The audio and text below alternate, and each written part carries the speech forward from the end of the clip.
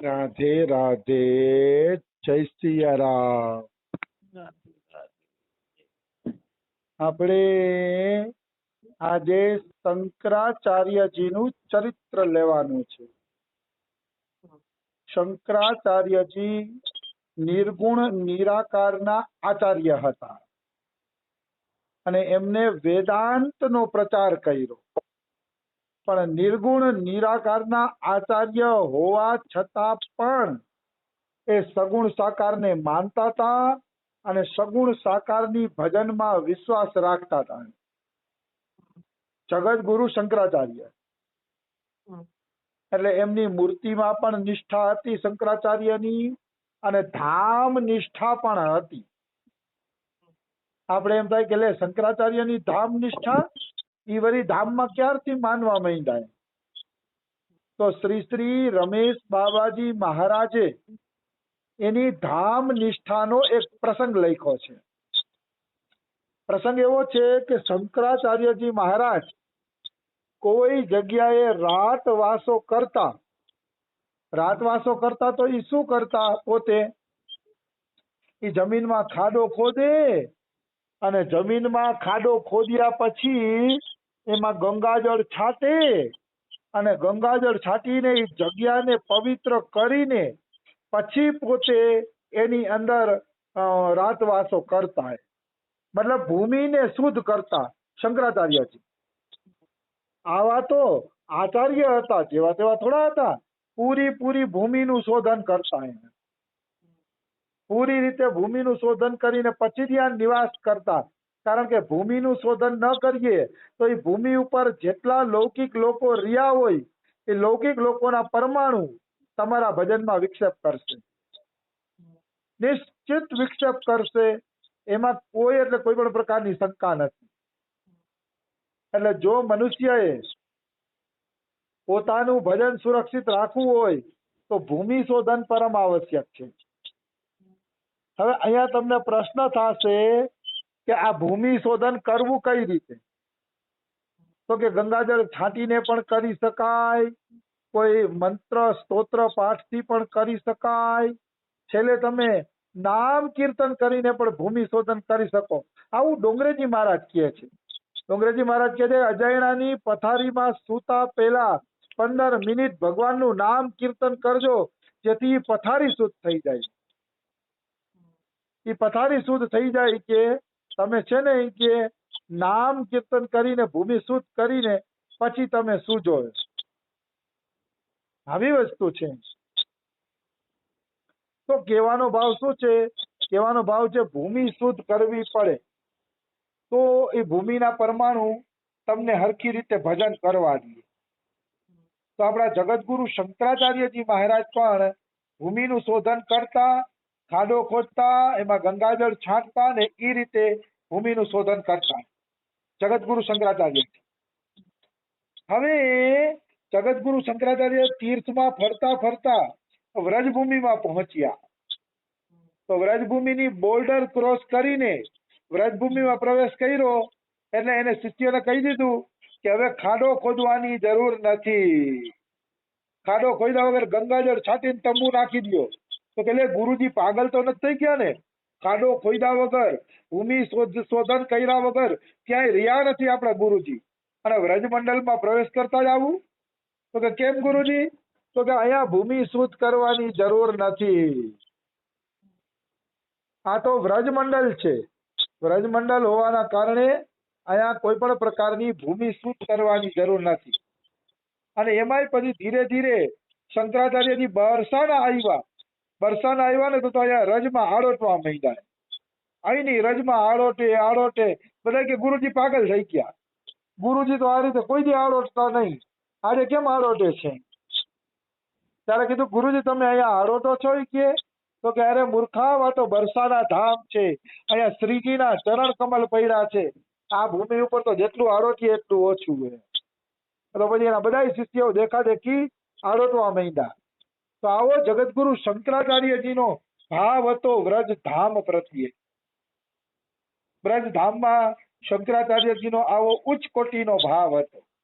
અને જગતગુરુ શંકરાચાર્યએ ચારેય ધામની અંદર બદ્રીનાથ, દ્વારકાધામ, જગન્નાથપુરી ધામ ને રામેશ્વરમ ચારેય ધામમાં પોતાના મઠની સ્થાપના કરી, પણ વ્રજભૂમિમાં શંકરાચાર્ય એકેય મઠની સ્થાપના ન કરી.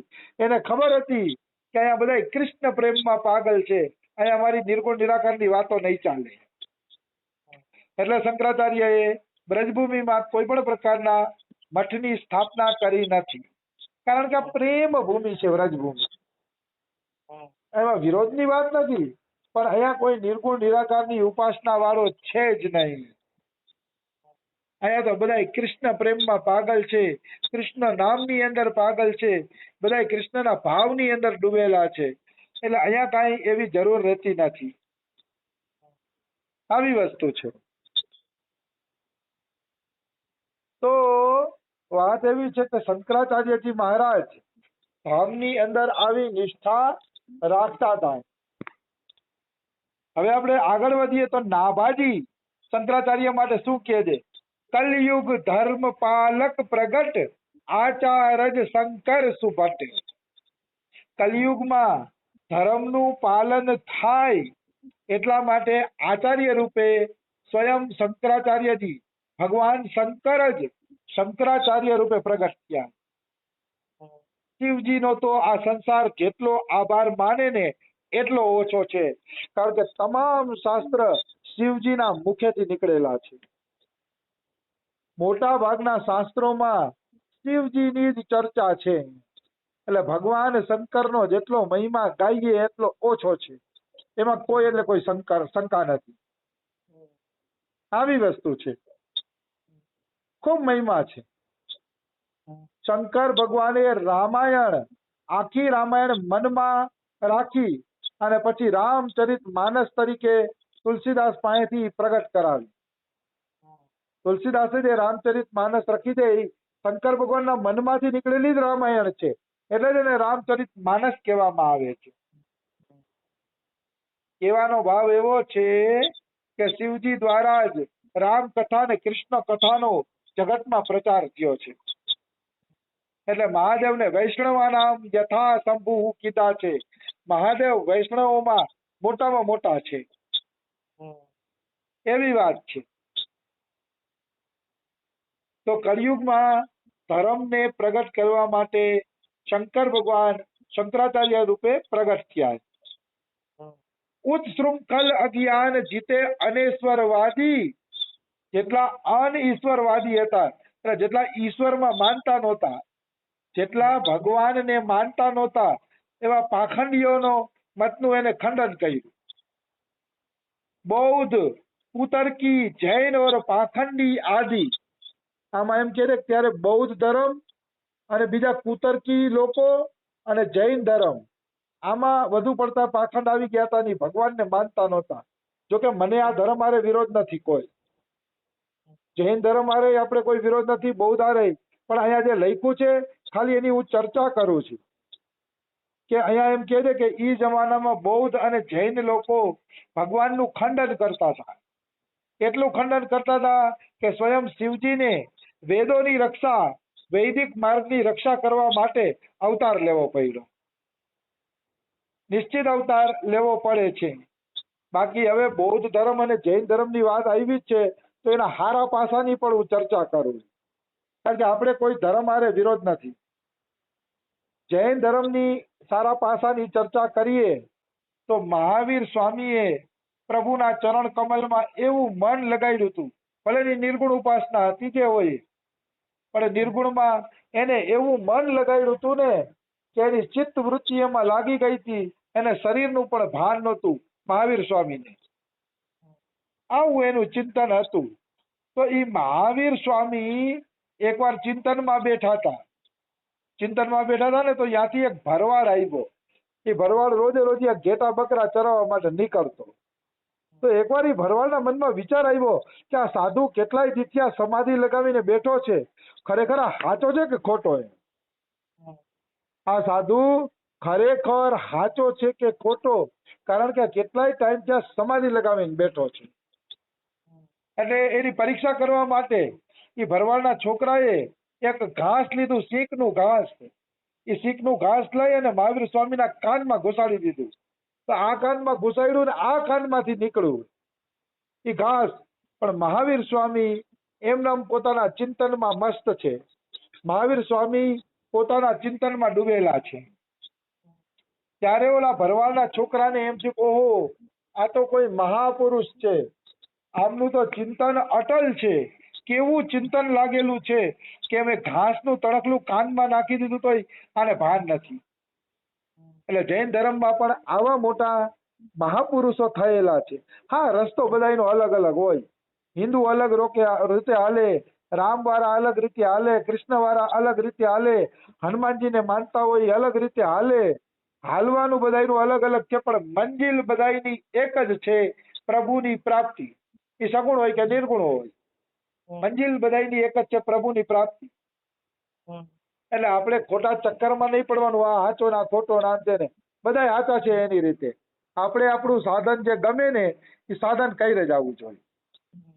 જે ગમે એ સાધન કરવું જોઈએ. તો બુદ્ધ ધર્મની વાત કરી તો બુદ્ધ ધર્મમાં ભગવાન બુદ્ધે કઈ સુંદર જીવન જીવીને દેખાડ્યું છે એની વાત ના પૂછો. બુદ્ધ ભગવાનનું જીવન અતિ પ્રેરણાદાયી અને ચરિત્રવાન છે. નાભાજી ભક્તમાલમાં બુદ્ધ ભગવાનનો ઉલ્લેખ થયો છે અને બુદ્ધ ભગવાનનું ચરિત્ર પણ નાભાજી ભક્તમાલમાં આપવામાં આવ્યું છે. તો આપણે બુદ્ધ ભગવાનની વાત કરીએ તો બુદ્ધ ભગવાન એટલા બધા તત્વદર્શી તત્વજ્ઞાની હતા કે એને દેખાડી દીધું કે આ સંસારમાં જીવ જન્મે છે, મરવા માટે જ જન્મે છે, કોઈ અમરપટ્ટો લખાવીને આવ્યું નથી, એટલે બધાએ પ્રભુને ભજી લેવાય. આ બુદ્ધ ભગવાને દેખાડ્યું. એમ બુદ્ધ ભગવાનના ગામમાં એક બેનનો છોકરો મરી ગયો. છોકરો મરી ગયો ને તો એ બેનને ક્યાંય શાંતિ નહોતી મળતી કે મારો જુવાન છોકરો મરી ગયો 17-18 વર્ષનો. એટલે બેનને કોઈ જગ્યાએ શાંતિ મળતી નહોતી. ત્યારે રોતી રોતી બુદ્ધ ભગવાન પાસે આવી અને બુદ્ધ ભગવાનને કહે મારો છોકરો જીવતો કરી દો, કે 18 જ વર્ષનો છે, કે એના વગર હું કેમ જીવી શકીએ, તમે મારા છોકરાને જીવતો કરો, એના વગર હું જીવી નહીં શકું. તો આવી પ્રાર્થના કરી એને. તો બુદ્ધ ભગવાનને ખબર પડી ગઈ કે આ બિચારી હજી છોકરાના મોહમાંથી બહાર નથી નીકળી, હજી આને છોકરાનો મોહ છે ને એ સતાવે છે. એટલે બુદ્ધ ભગવાને કીધું કરી દઈશ જીવતો, તારા છોકરાને હું જીવતો કરી દઈશ, તમે ચિંતા ના કરો. પણ પેલા એક કામ કરો, એવા ઘરેથી રાઈના દાણા લઈ આવો કે જે ઘરમાં કોઈ દી કોઈ મહિનું ન થયું હોય, જે ઘરમાં કોઈ વ્યક્તિ મર્યું ન હોય, એવા ઘરમાંથી રાઈના દાણા લઈ આવો, પછી તમારા છોકરાને જીવતો કરી દઉં. તો કે કબૂલ છે. પેલા બેન ગયા, ઘરે ઘરે ગયા, બધાને કીધું રાઈના દાણા આપો. તો બધા કે રાઈ તો ભાઈ જેટલી જોતી હોય એટલી લઈ જાઓ, રાઈની કોઈ મનાઈ નથી, મુઠ્ઠા ભરી ભરીને લઈ જાઓ, પણ અમારા ઘરમાં મરણ તો થયું છે, મરણ વગરનું કોઈ નથી. તો ગામમાં બધે ગયા તો બધી જગ્યાએ કોઈનું કોઈ મરણ થયેલું હતું. અંતે એ બેન પાછા આવ્યા બુદ્ધ ભગવાન પાસે અને બુદ્ધ ભગવાનને કીધું કે મને ક્યાંય રાઈના દાણા ન મળ્યા. તો કે બેન આ જ વાત હું તને સમજાવવા માંગુ છું કે હરેક ઘરે કોકનું ને કોકનું મહિનું તો થાય જ છે. માણસ મરવા માટે જ જન્મે છે, જન્મ લીધો છે તો મરવાનું જ છે. અરે પ્રભુનું ભજન કર, તારા છોકરાનું તો કે જે થવાનું હતું એ થઈ ગયું, વયો ગયો, પણ તું પ્રભુનું ભજન કર. આ વાત ઓલા બેનને હૃદયમાં ચોંટી ગઈ. હૃદયમાં ચોંટી ગઈ ને એટલે એણે તરત જ પ્રભુનું ભજન ચાલુ કરી દીધું, ભગવાનની ભક્તિ ચાલુ કરી દીધી. કારણ કે એને સમજાઈ ગયું કે આ સંસારમાં તો બધા આવે છે ને જાય છે, આ તો ચલાચલીનો ખેલ છે, કોઈ જન્મે છે કોઈ મરે છે, એ ચલાચલીના ખેલમાં ફસાવવું જોઈએ નહીં. એ બેનને સમજાઈ ગયું એટલે એને ભજન ચાલુ કરી દીધું. આવી વાત છે. તો પ્રભુને ભજી લેવા જોઈએ. સંસારમાં જીવન મરણ તો પ્રભુના હાથમાં છે, પ્રભુનો ખેલ છે. એ ખેલ તો ભગવાન પોતાની રીતે ખેલે રાખશે. આપણે એ ખેલ તરફ ધ્યાન નથી દેવાનું, આપણા કલ્યાણ તરફ ધ્યાન દેવાનું છે કે આપણું કલ્યાણ કઈ રીતે થાય. આવી વસ્તુ છે. તો સમય થઈ ગયો છે, બીજું આપણે કાલે લઈ લેશી. રાધે રાધે, જય સિયારામ.